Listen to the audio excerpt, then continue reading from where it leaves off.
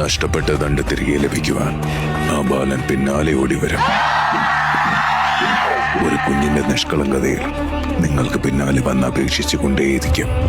ചിലപ്പോൾ ആ ശബ്ദത്തിൽ അലുവ തോന്നിയേക്കാം, ആ അപേക്ഷയിൽ മനസ്സ് തളർന്നേക്കാം.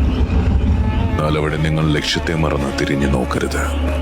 ചാത്തന്റെ ആക്രമണം നേരിടേണ്ടതായി വരും. ഇത്രയും പെട്ടെന്ന് തന്നെ ദണ്ഡുമായി ചാത്തനിറങ്ങാൻ ഭയക്കുന്ന അരയാൾ പൊക്കമുള്ള ജലാശയത്തിലേക്ക് ഇറങ്ങുക.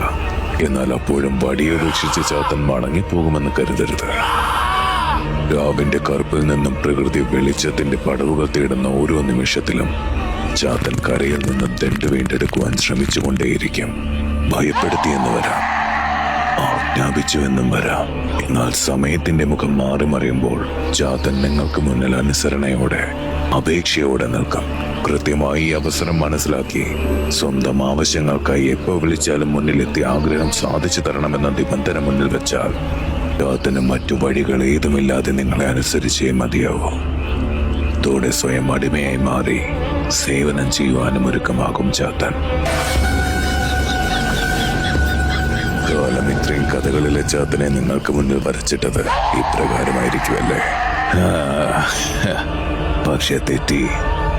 ചാത്തൻ ആരെന്ന് നിങ്ങൾക്ക് ഇനിയും മനസ്സിലായിട്ടില്ല.